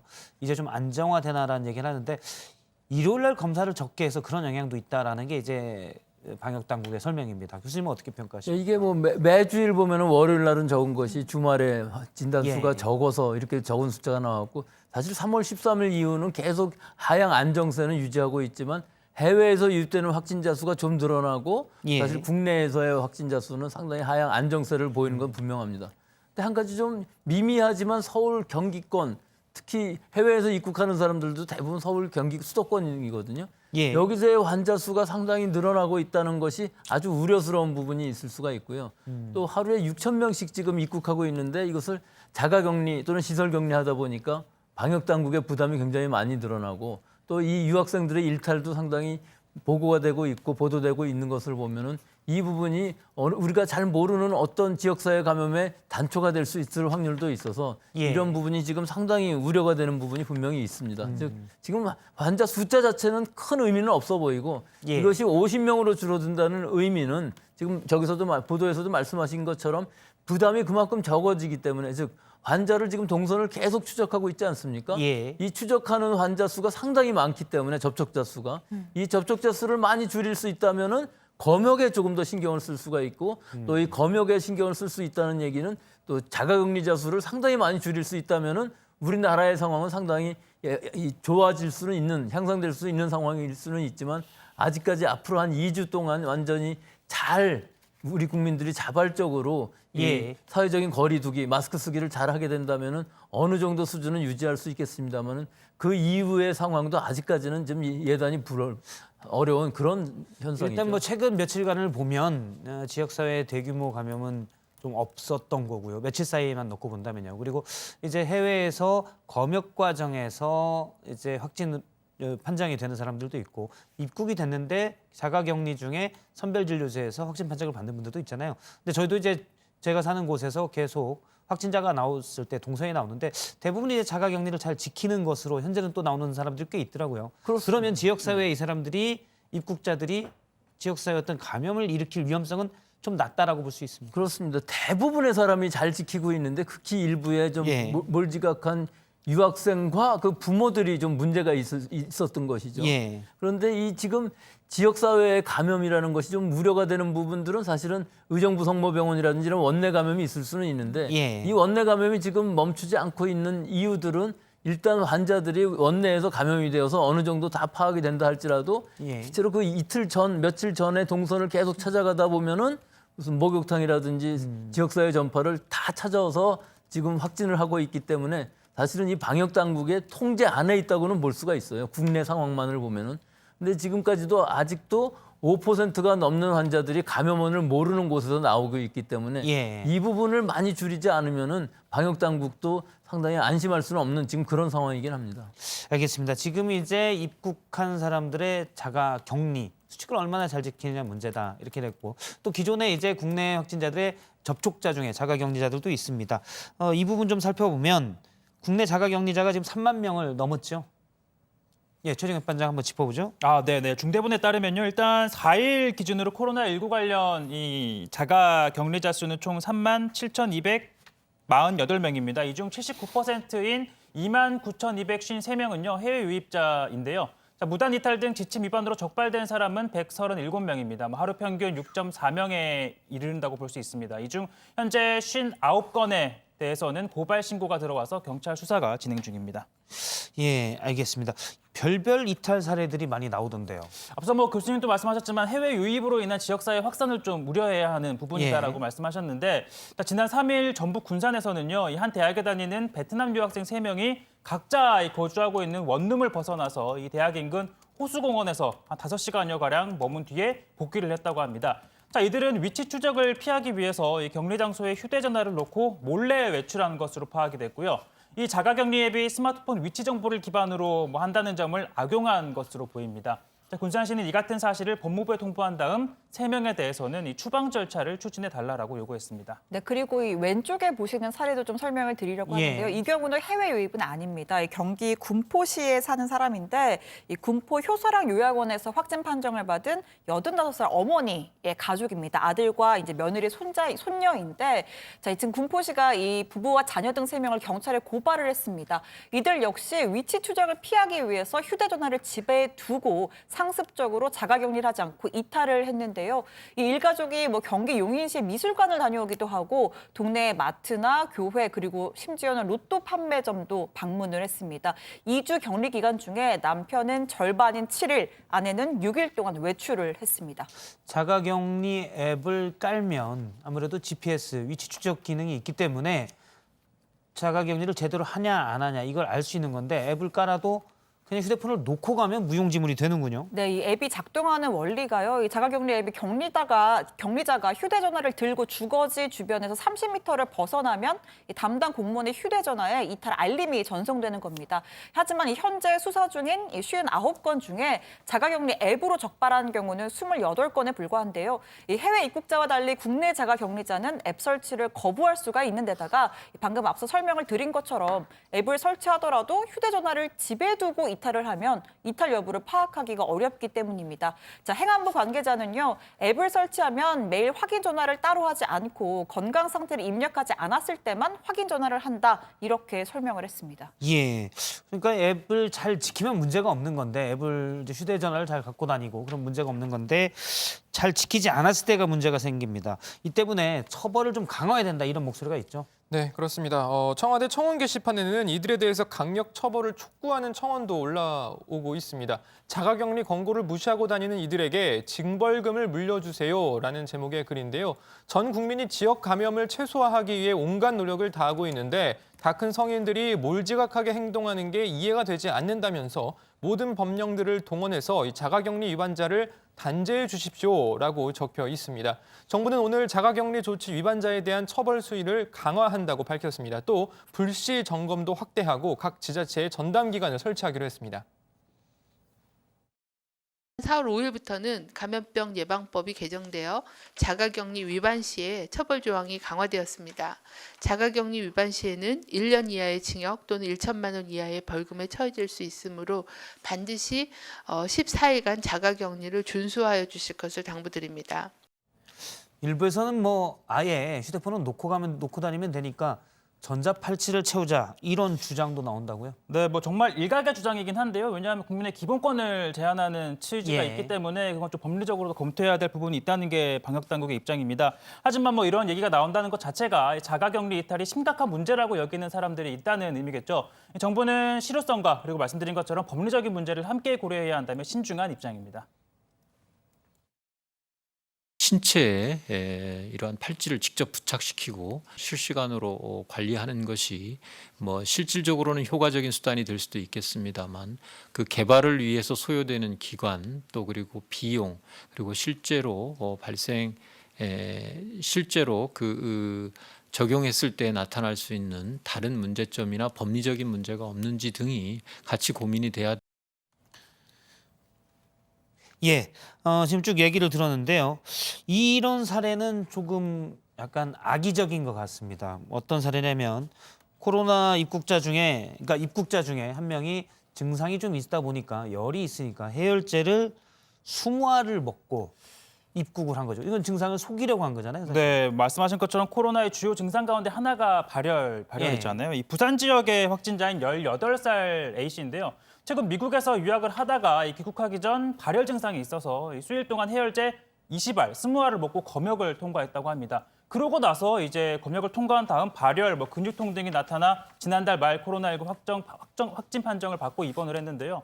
정부는 해열제를 복용하고 검역을 통과한다는 건 위법하고도 아주 잘못된 행동이라면서 이 관련된 법령에 따라 엄중하게 처벌이 이루어질 수 있도록 조치할 예정이라고 밝혔습니다. 예, 일단 격리가 되기 싫어서 속이고 입국을 한 것 같은데 교수님께 좀 몇 가지 여쭤보도록 하겠습니다. 해열제 20알 먹으면 열은 내리겠지만 본인은 괜찮나요, 원래?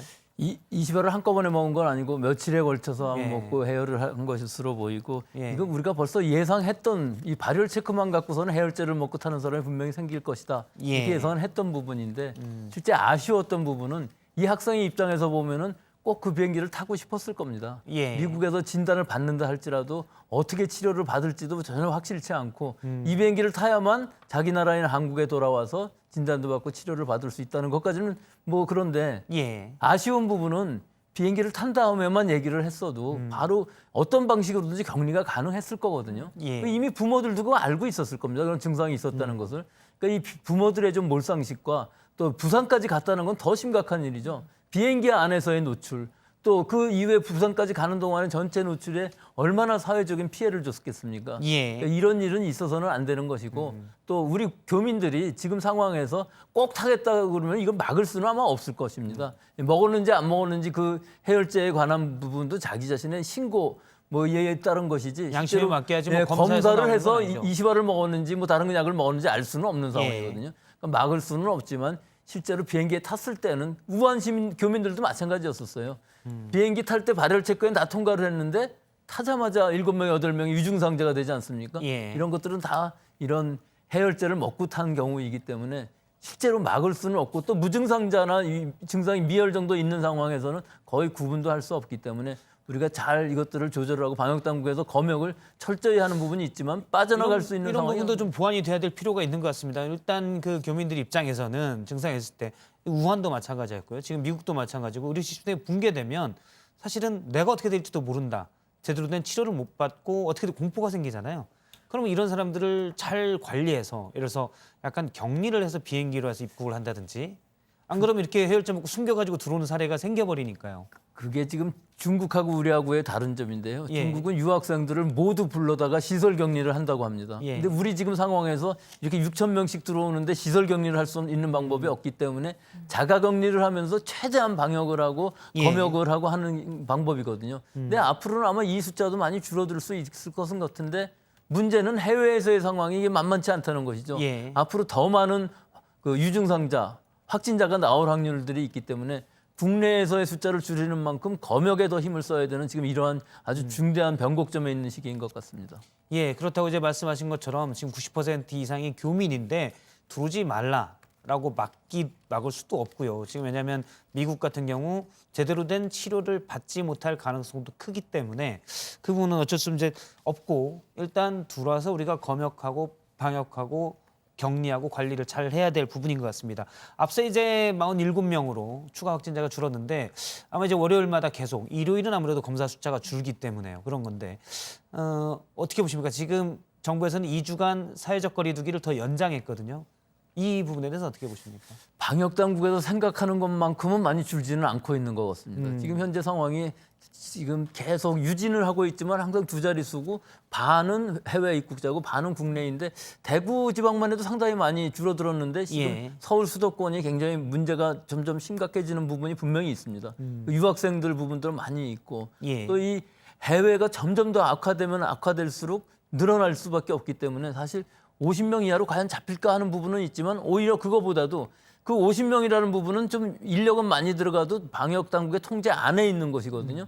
근데 오히려 5% 이하로 그 감염을 알 수 없는 그 발생을 저지하겠다 하는 이 부분이 상당히 지금 어려운 부분이 있고 이 부분이 많이 잡힌다면 전체적으로 우리가 방역이 잘 된다면 분명히 떨어져야 되는 것은 맞거든요. 예. 근데 이 감염을 알 수 없는 산발적인 발생들이 집단 발생이 아니고 나타나는 경우들도 상당히 많이 있기 때문에 그 부분들이 얼마나 잘 제압할 수 있는지가 지금으로서는 두 가지 관건, 서울 수도권에서의 발생하고 이런 감염을 알 수 없는 이 발생을 얼마나 줄일 수 있느냐, 이것이 앞으로 2주일 동안 해결이 돼야만 우리가 어느 정도 생활방역이라든지 이런 데로 갈 수 있는 그런 상황인 것 같습니다. 지금 뭐 서울과 경기 수도권에서 계속 이제 10여 명씩 확진자들이 나왔어요. 어떻게 보면 많지 않은 숫자인데 이전에 뭐 대구에서 수백 명씩 나왔던 사례들에 비춰보면요, 충분히 우리 의료 시스템이 감당할 수 있는 숫자인데, 또 어떻게 보면 앞서 말한 감염 경로를 알 수 없는 확진자가 있다면 지역 사회에 누군가 감염된 사람들이 있다는 거잖아요. 아직 못 밝혀낸 이 숫자를 어떻게 평가를 할 수 있을까요? 그렇죠. 어느 정도 많다고 봐야 됩니까? 아니면 극소수가 있고 극소수가 증상을 보여서 극소수가 확진 판정을 받는다고 봐야 될까요? 지금으로서는 알 수 없다는 부분이 있는 것이죠. 이 산발적으로 발생하는 것들이 지역적으로 어떻게 발생하는지, 우리가 집단 발생이 오히려 더 나을 수가 있습니다. 집단 발생인 경우에 있어서는 그 감염원을 일단은 알 수가 있고 확진자를요. 그 주변에서 발생하기 때문에 알 수 있지만 지금 이 상황도 대부분은 그 감염원 자체는 모르는 상황이 많아요. 이 성모병원, 의정부 성모병원의 경우도 그렇고 아산병원의 경우도 사실은 그 감염원 자체는 확실치가 않거든요. 그러니까 이런 발생들이 자꾸 나온다는 얘기는 지역사회에도 상당히 많이 있을 수 있다는 것을 얘기하는 것이고, 이런 것들은 사실 좀 알려면 우리가 면역 진단이라는 걸 통해서 우리 지역사회에 얼마나 항체들을 형성하고 있는가를 한번 진단해 볼 필요가 있는데, 우리나라에서는 아직 승인을 받지 못하고 있지만 해외에서는 상당히 많이 사용되고 있는 방법이거든요. 그러니까 앞으로 이런 방법들도 좀 도입할 필요는 있어 보입니다. 예, 알겠습니다. 앞서 이제 지금 한 가지 우려되는 게 날씨가 봄이기 때문에 사람들이 사회적 거리두기 좀 지쳤고요. 주말이면 벚꽃 구경도 해야 되고 야외긴 합니다. 사람들이 조심스럽게 야외 활동을 할 수 있는 좀 팁이나 조언을 주신다면요? 글쎄요, 우선은 식구들끼리 같이 나간다면 그나마 나은데 친구들끼리 모여서 나간다 그러면 결국은 감염원이 될 수 있는, 전파를 시킬 수 있는 상황 아니겠습니까? 그런데다가 또 사회적인 거리두기를 하기가 어려운 사람이 너무 많은 꽃구경이라든지 이런 거 가는 건 지금 피해야 될 시기로 보이고요. 또 여기 갔을 때도 마찬가지입니다. 뭐 지나쳐 가는 건 상관없지만 화장실도 가야 되겠고 편의점 가서 뭘 사고 줄 서고 여러 사람이 동선이 겹치다 보면은 이게 확산된 위험이 있는 것이거든요. 그런데다가 또 그 꽃놀이 다 하고서는 돌아오면서는 식사를 한다든지 음주를 하게 되면 또 밀폐된 실내에서 있게 되는 것이고요. 그러니까 이런 여러 가지들을 봤을 때 앞으로 2주일 동안은 꽃구경도 내년에 하고 산보하고 사람 없는 데서 자기 혼자 운동할 수 있는 정도의 외출이라야지, 이것이 이 관광의 목적이 되는 외출은 2주일 정도는 삼가하는 것이 좋을 것으로 보입니다. 예, 알겠습니다. 몇 가지 사례를 좀 더 얘기를 해보도록 하겠습니다. 우리나라에 입국한 뒤에 격리시설 입소 비용을 내지 못하겠다, 이 거부했던 대만 국적 여성이 추방이 됐다고요? 네, 추방된 타이완 여성은 지난 2일 타이완에서 인천공항으로 입국을 했습니다. 도착 당시에는 시설 격리와 비용 납부에 동의를 해서 이 배정된 격리시설인 진천 법무연수원으로 이동을 했습니다. 자, 그런데 격리시설 입소에 드는 비용은 하루에 10만 원씩입니다. 그러니까 2주 기준으로 하면 140만 원 정도인데요. 자, 이 입소 과정에서 격리시설 비용을 낼 수 없다, 이렇게 말을 바꿔서 퇴소 조치가 된 겁니다. 자, 그래서 어제 새벽에 청주 출입국 외국인 사무소로 인계가 됐고요. 법무부는 우리 정부의 격리 조치를 거부한 것이라고 보고 추방을 결정했습니다. 이에 따라 이 여성은 어제 오후 7시 45분 이 타이완행 비행기로 출국 조치됐습니다. 저희가 이제 자가격리 지침을 잘 안 지키는 사례들을 앞서 봤는데 모범적으로 지킨 사례도 있었죠. 네, 그렇습니다. 전북 장수 군수가 페이스북에 올린 글을 좀 볼 텐데요. 이 자원에서 대구에 의료 지원을 다녀왔다가 자가격리를 했던 이 간호사 A 씨가 양성 판정을 받았다라는 내용의 글입니다. 자, 이 간호사 A 씨가요, 지난달 8일부터 22일까지 대구 동산병원에 의료 지원을 나가서 중환자실 그리고 일반 병실을 오가면서 일을 했습니다. 그리고 나서 이제 본인도 검사를 했는데 음성이 나왔는데 혹시나 모르니까 스스로 2주간 이 격리 생활에 들어간 겁니다. 그런데 이 격리 생활이요, 격리를 넘어서 뭐 좀 격하게 말해 유폐 수준으로 지금 생활을 했다는 거죠.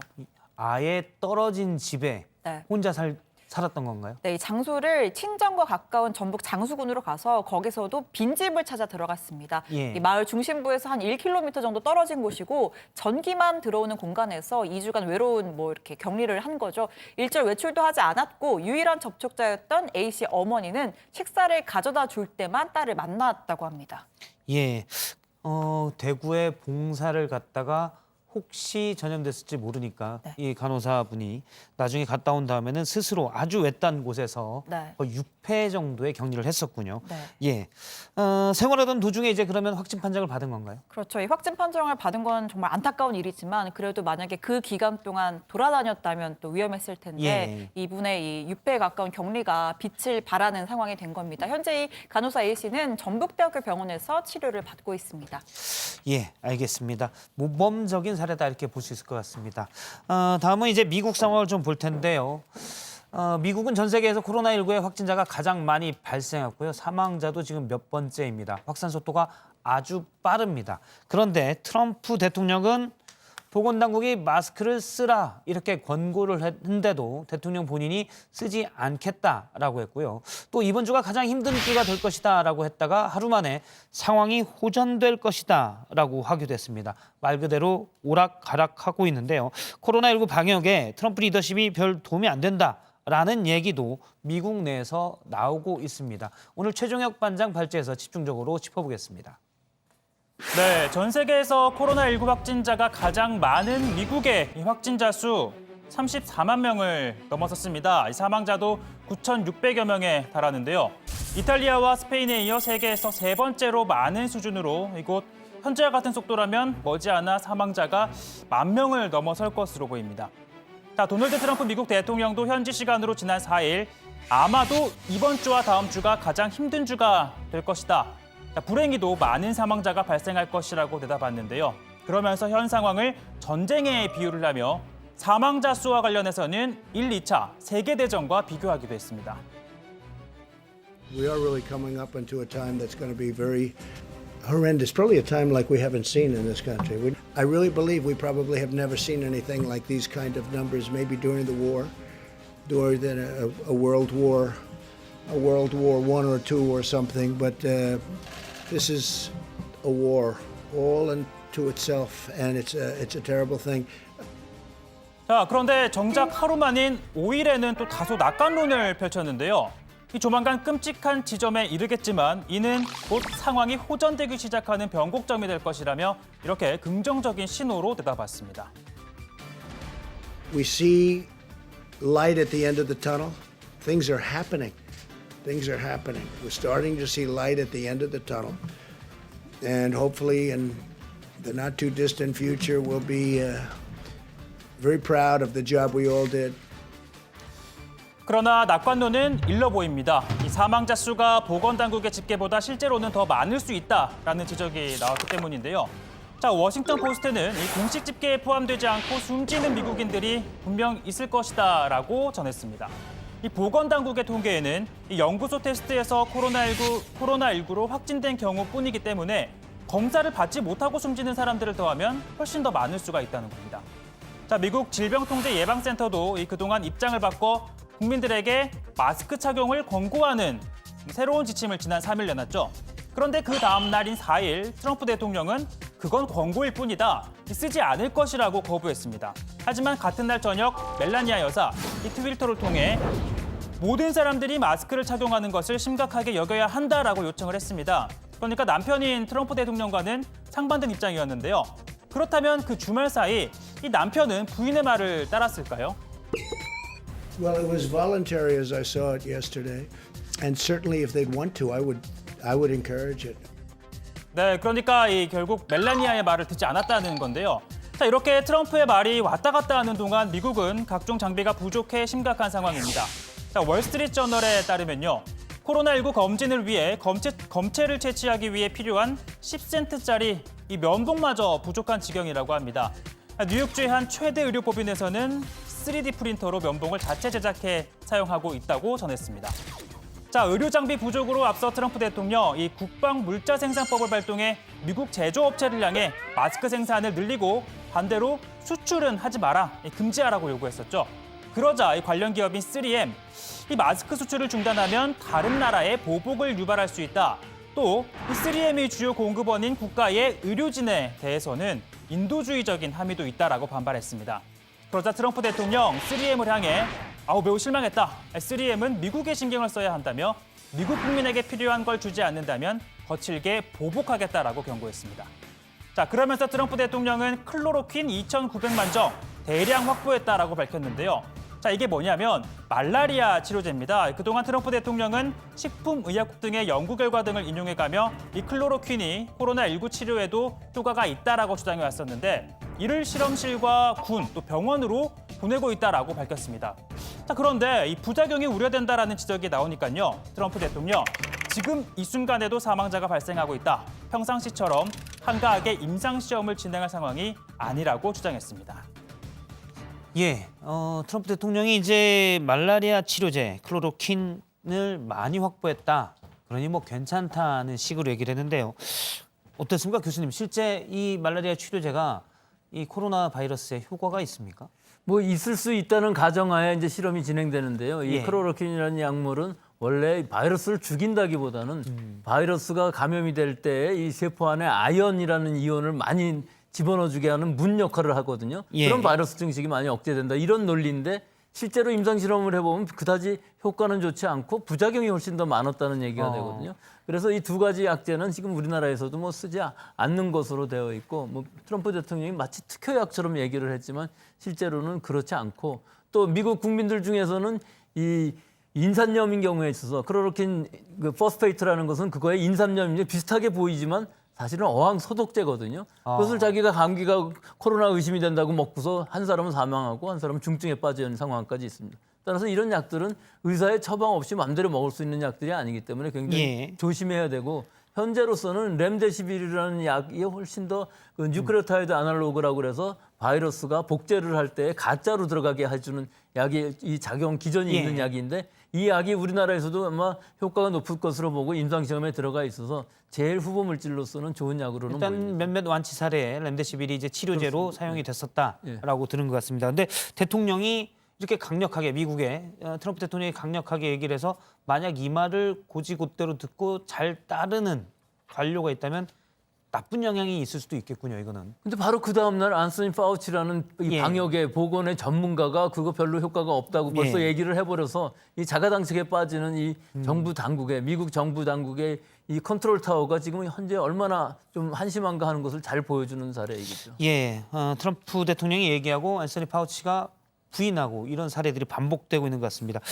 새로운 뭐 얘기도 있습니다. 구충제가 코로나 바이러스를 없앨 수 있다. 이런 실험 결과가 호주인가요? 호주에서 나왔죠? 네, 호주 모니시 대학 생의학 발견 연구소 파일리 웨그스테프 박사의 발표인데요.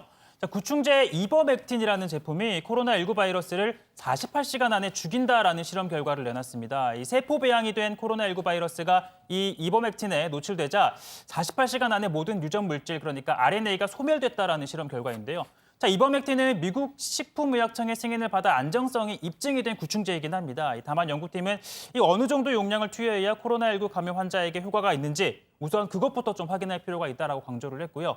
그러니까 해당 연구팀의 실험 결과는 바이러스 세포 배양 실험을 통해 나온 것이기 때문에 직접적으로 환자에게 직접 투여하는 것은 임상시험이 필요하다라는 뜻으로 보입니다. 이 부분도 교수님께 좀 여쭤볼게요. 이거는 일단 호주에 있는 대학의 입장은 명확합니다. 이걸 투입했더니 48시간 안에 죽더라. 만약 그게 사실이면 이건 이미 이제 의약품으로 인정을 받은 거여서 이제 부작용은 없는 거잖아요. 구충제로 이미 인정을 받았던 거여서. 근데 그럴 수가 있습니까? 물론 자세한 보고서 내용을 봐야 되겠지만 어떻게 보십니까? 후보물질로서 얼마든지 그럴 수 있죠. 이 부작용이 적은 약들로 전부 효과를 측정해 볼 수 있는데 제 첫 단계가 바이러스를 세포에다가 실험실에서 감염을 시키면 바이러스는 증식을 하거든요. 그럼 이 물질을 넣어주면 바이러스 증식이 멈추고 이 며칠 후에는 완전히 없어졌다 하는 얘기는 죽었다는 얘기는 아니고 바이러스가 증식을 못해서 사라졌다 하는 의미거든요. 그럼 이와 같은 후보물질은 많이 있지만 결국 그 다음 단계가 동물 실험, 쥐에다가 실험을 하는데 이 쥐가 사람의 세포를 가지고 있는 쥐를 만들 수 있습니다. 현재도 개발이 되어 있고 그 쥐에다가 바이러스를 감염시킨 다음에 이 물질을 주었더니 안전적이고 안전성이 있고 효과는 있었다 하는 것이 그 다음 단계고, 거기를 지나가야 이제 임상 시험을 할 수 있거든요. 사람에 대해서 실험을 해보는 것은 실제로 지금 환자에도 써볼 수는 있습니다. 하지만 이런 실험 과정들을 다 거치려면은 적어도 1년 정도는 거쳐야 이 실험을 마칠 수 있기 때문에 적어도 임상 실험 단계에서 말씀드리는 것이고, 상용화가 아닌 임상 시험까지도 상당히 시간이 많이 걸리기 때문에 지금으로서 후보 물질로 알려진 것들은 상당히 많이 있고 이것들의 실험의 초기 단계이기 때문에 아직까지 이것을 치료제로서 기대하기는 굉장히 어려운 부분이 있습니다. 그러면 예를 들어 이런 건 어떻습니까? 그러니까 이버맥틴 같은 경우는 이미 FDA 승인을 받은 제품이기 때문에 부작용은 물론 이제 모든 약에 부작용이 있으니까요. 그런데 뭐 큰 건 없는 거잖아요. 뭐 물론 이제 환자의 그 체질에 따라서 다른 부분도 있겠지만 그러면 몇 번의 임상 실험은 좀 기간이 단축될 수 있지 않을까라는 기대가 있어서요. 근데 우선 임상 실험이라는 걸 하려면은 예. 일단 허가를 받아야 되는 부분이 있습니다. 미국도 그렇고 우리나라도 그렇고 일단 사람한테 써본다 하기 예. 전에 동물 실험을 거쳐야 되는데 지금 백신 같은 경우는 사실 동물 실험 띄워놓고서 막 하고는 있거든요. 예. 근데 사람한테 썼을 때 효과가 있느냐 없느냐는 굉장히 어렵습니다. 그 효과를 증명하기가 임상적으로 썼을 때에도 예. 쓴 사람하고 안 쓴 사람하고의 이런 비교들을 통해서 과연 어느 시기에 얼마나 써야 효과가 있는지 이런 것들을 증명하기가 아주 어렵기 때문에 임상 시험에 들어가기까지도 아직 수개월은 걸릴 수 있는 그런 초보적인 단계에 불과합니다. 예, 알겠습니다. 그럼 이 부분도 하나 좀 궁금해서요. 구충제잖아요. 그러니까 기생충을 잡는 약인데 바이러스에 작용할 수가 있습니까? 그것은 이 구충제라는 것은 결국은 독약인 건 사실이죠. 하지만 우리 사람한테는 부작용이 그다지 많지 않다는 것뿐이지 예. 분명히 부작용은 있기는 있습니다. 어느 정도 양을 사용해야 우리 호흡기 안에 있는 이 전신에 퍼져 있는 즉 소화기가 아닌 호흡기계에 퍼져 있는 바이러스들을 억제할 수 있는지 이 부분이 굉장히 어려운 것이죠. 예. 구충제이기 때문에 바이러스를 억제할 수 있느냐 없느냐 지금 작용 기전은 전혀 알려져 있지 않습니다. 일단 실험상으로 바이러스의 증식이 이 물질에 의해서 억제된다. 이런 물질은 예. 상당히 많이 있습니다. 다른 것들도. 하지만 임상시험에 가기 위해서는 상당히 많은 스텝을 거쳐야 한다 하는 것이 분명한 것이죠. 알겠습니다. 사실 하나의 질병을 치료하기 위해서 개발됐던 약들이 사실은 다른 데 사용되는 약들이 많기 때문에 코로나19도 그런 것들을 좀 기대를 해보겠습니다. 다른 얘기를 좀 더 해보도록 하죠. 코로나19 바이러스가 마스크에 일주일 동안 살아남을 수 있다. 우리가 이제 다 마스크를 쓰라고 하는데 그런 연구 결과도 있었다고요? 네, 이 홍콩대의 연구팀이요. 상온에서 다양한 물체의 표면 위에서 코로나19 바이러스가 얼마나 오랜 시간 남아서 이 전파력을 유지하는지를 측정한 결과를 발표했는데요. 이 논문에 따르면 인쇄물과 이 화장지 등에 위에서는 바이러스가 3시간 이상 남아있지 않았지만 표면 처리를 한 목재 그리고 실험용 가운 등 천 위에서는 이틀 동안 남아있었다고 합니다. 그리고 지폐, 유리 등의 표면에서는 나흘 뒤에 사라졌고 이 플라스틱, 스테인리스, 스틸 등 이 표면에서는 최대 7일까지 남아있었다고 합니다. 자, 무엇보다 이 수술용 마스크 표면 위에서는 7일 후에도 코로나19 바이러스가 남아 있었다는 건데요. 자, 이에 대해서 연구팀은 마스크를 쓰고 있을 때 절대 마스크 표면을 만져서는 안 된다는 것을 보여주는 연구 결과다라고 강조를 했습니다. 네, 그리고 같은 연구에 따르면요, 지폐 표면에서도 이 바이러스가 한 나흘 정도 전파력을 유지하는 것으로 나타났다고 합니다. 예. 그래서 지금 일부 국가에서는 아예 현금 사용을 좀 금지하는 그런 움직임도 있다고 합니다. 예, 이거는 좀 특이한 사례 하나 있어서 제가 이것도 교수님께 좀 여쭤볼 건데요. 먼저 최종혁 반장, 그 미국의 한 동물원에서 호랑이가 코로나19의 양성 판정을 받았다고요? 네, 뉴욕에 있는 동물원인데요. 말씀하신 것처럼 호랑이가 코로나19 양성 판정을 받았습니다. 이 미국 내에서 동물이 감염된 첫 번째 사례이고요. 그동안 강아지와 고양이가 감염된 사례는 있었는데 전 세계적으로도 호랑이가 확진 판정을 받은 건 처음입니다. 자, 이 동물원 측과 미국 농무부 등에 따르면 감염이 확인된 호랑이는 말레이시아 호랑이라고 하는데 다른 호랑이와 사자 등 6마리도 감염된 것으로 보인다고 합니다. 자, 앞서 이 동물원은 지난달 16일 폐쇄를 했는데요. 동물원 측은 호랑이 등이 직원으로부터 전염된 것으로 보인다라고 밝혔습니다. 이거 약간 궁금합니다. 그러니까 사람의 수용체에 코로나 바이러스가 들어가서 감염이 되는 거잖아요. 호랑이는 잠깐 기도에 이 바이러스가 묻었다고 보기에는 외신 기사를 보면 증상을 보였다는 얘기가 있거든요. 근데 그 증상이 그 코로나 바이러스의 증상인지가 확실치는 않습니다. 즉, 예. 이 바이러스는 호랑이 몸 안에 들어가 갖고 증식은 하지 못했지만 상당히 유지가 되었던 것으로 보이고 예. 그것이 다른 동물들한테도 감염은 돼서 전파는 됐을지 몰라도 그것이 과연 전염력이 있어 갖고 같은 바이러스가 사람한테 옮겨줄 수 있었는지 물론 옮겨줄 수는 있었을 겁니다. 하지만 예.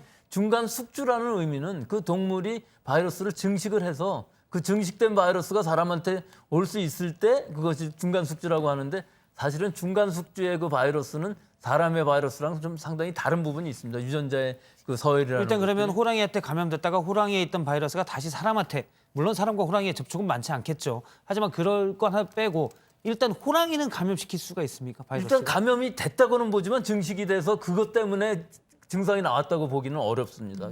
즉 이 사람의 바이러스가 호랑이에서 증상을 일으키기는 어렵거든요. 결국은 그것이 사람한테 다시 올 때에는 사람한테 적합한 바이러스로 변이가 일어나야 되는데 같은 바이러스가 지금 왔다 갔다 한다는 얘기는 크게 의미가 없는 중간 숙주로서 또는 동물로서의 감염에서는 큰 의미가 없는 전염이라고 볼 수가 있고 오히려 일부 오염됐다고 보는 것이 더 맞을 것으로 보입니다. 뭐 개와 고양이도 비슷하게 비슷한 상황이었습니다. 현재로서는 감염됐다기보다도 오염됐을 가능성이 크다. 예, 그렇습니다. 근데 단지 바이러스가 묻어 있다고 봐야 되겠군요. 예, 묻어 있으면서 전염력은 갖고 있고 사멸하지는 않는 좋은 조건일 수는 있는 것이죠. 주변 환경이. 예, 알겠습니다.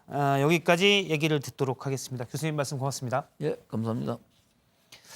예, 오늘 정치부의 준비한 시간은 모두 여기까지입니다. 내일 같은 시각에 다시 뵙겠습니다.